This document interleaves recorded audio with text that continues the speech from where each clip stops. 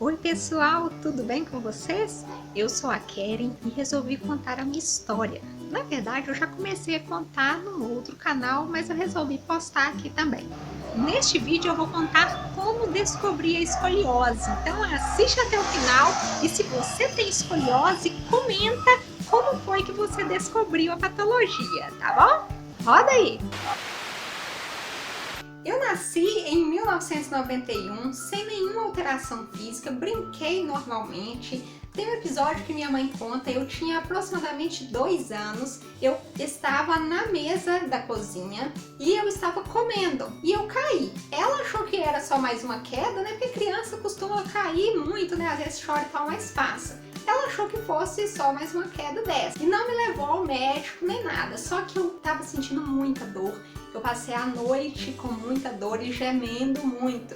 Então no dia seguinte minha mãe me levou ao hospital. Quando tirou o raio-x, foi identificada uma fratura e então eu precisei ser engessada. Engessaram a minha perna, imagina, eu com 2 aninhos já com a perna toda engessada. Mas fiquei uns 30, 45 dias com gesso e a fratura foi consolidada. No dia de tirar o gesso, minha mãe conta assim que eu chorei muito, com muito medo daquela serra elétrica.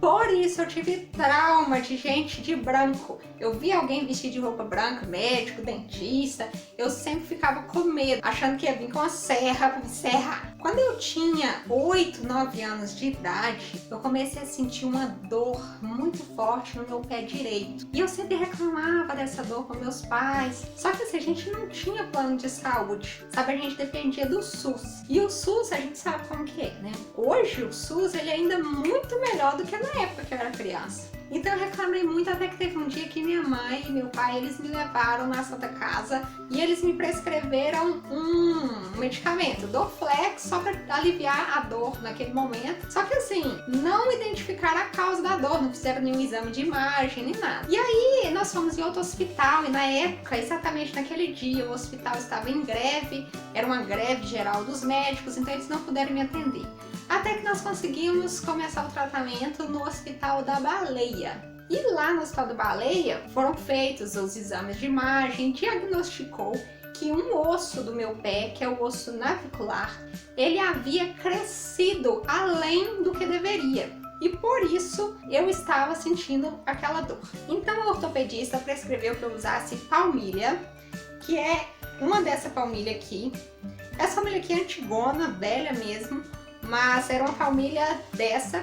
A doutora falou que o meu pé era plano, um pé chato, né, que a maioria das pessoas conhecem por esse nome, mas na realidade isso se chama uma pisada pronada. Então eu passei a usar a palmilha que a médica me receitou e ela me prescreveu também fisioterapia. Foi meu primeiro contato com a fisioterapia. Eu lembro direitinho, era bem cedinho, meu pai me levava lá no edifício central, na Praça da Estação aqui de Belo Horizonte. E essa fisioterapia era um serviço terceirizado do SUS. Lá a gente chegava e era atendido por ordem de chegada. Então assim, quanto mais cedo eu chegasse, mais rápido eu seria atendida, né? Então meu pai me levava até lá, esperava a clínica abrir, me deixava lá. E ele descia e ficava lá na Praça da Estação, conversando com os colegas dele, porque meu pai trabalha com carreto, com mudança, transporte. Hoje ele tem um caminhão, mas na época ele tinha uma Kombi. E aí os colegas dele faziam ponto lá. Então ele ficava lá e me deixava fazendo a fisioterapia. Eu fazia a fisioterapia certinho, depois terminava, eu chegava no parapeito assim do edifício central, acenava pro meu pai, eu gritava, assobiava, ele ia lá e me buscava. A fisioterapia foi excelente, me ajudava, aliviava o meu sintoma, né, naquele momento. Só que eu ainda continuava sentindo dor. Então a médica ortopedista resolveu me operar. A operação ia ser simples, ia só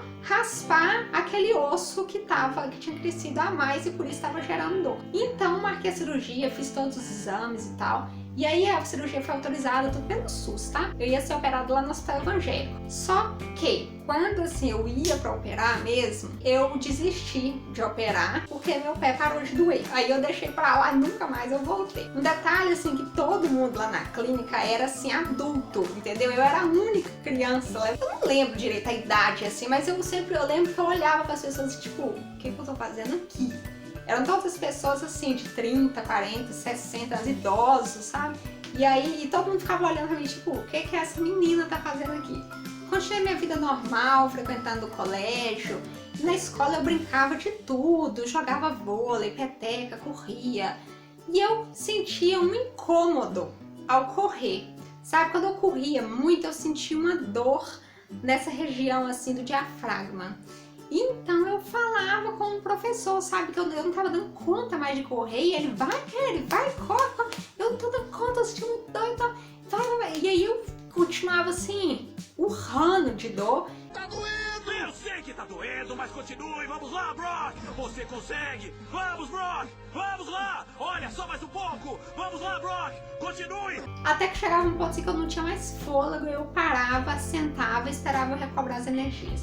Só que eu nunca contei isso pra minha mãe. Na época, eu não falava com ela que eu sentia dor. Eu era criança, eu não sabia assim que eu tinha que contar, né, que eu tava sentindo dor.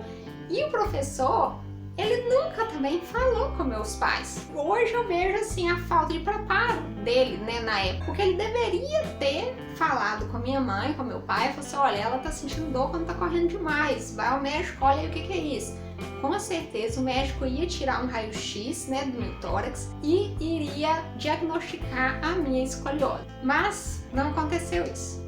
Outra situação também que aconteceu no colégio foi o seguinte: duas professoras me falaram que eu iria ficar corcunda, que eu estava torta, que eu ia ficar torta.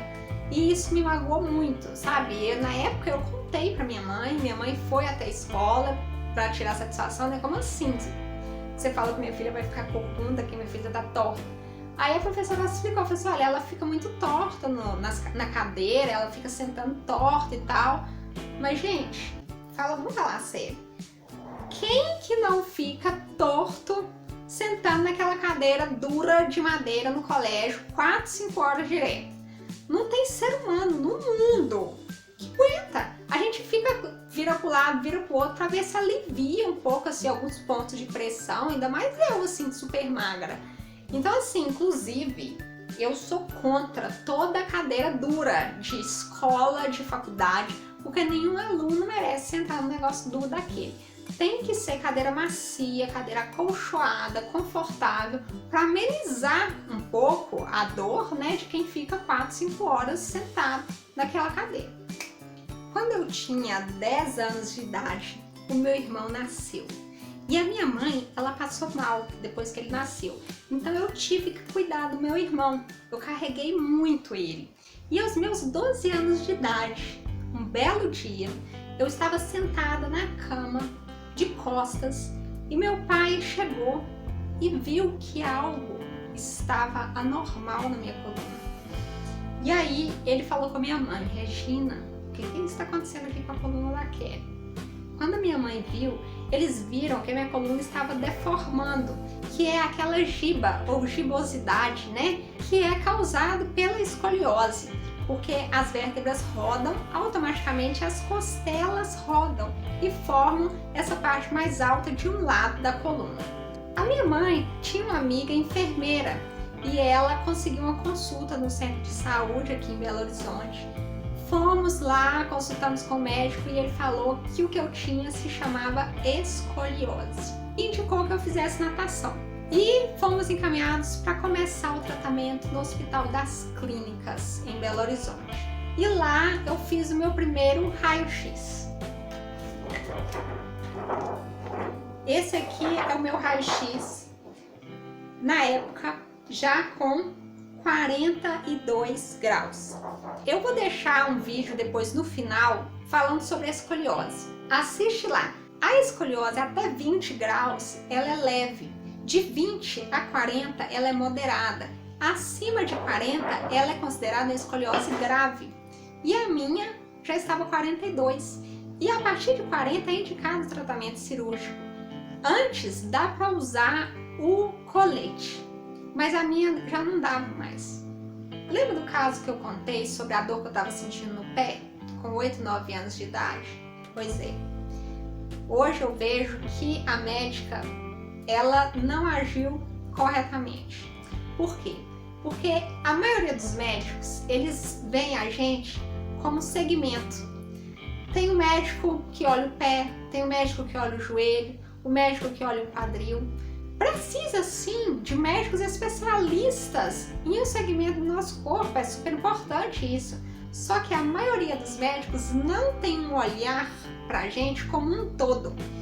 Então o que acontece? Ela olhou só o meu pé e tratou só o meu pé. Se ela tivesse visto o meu pé e pensado, o pé tá ligado ao joelho, ao quadril e à coluna. Uma disfunção no pé pode gerar uma disfunção na coluna.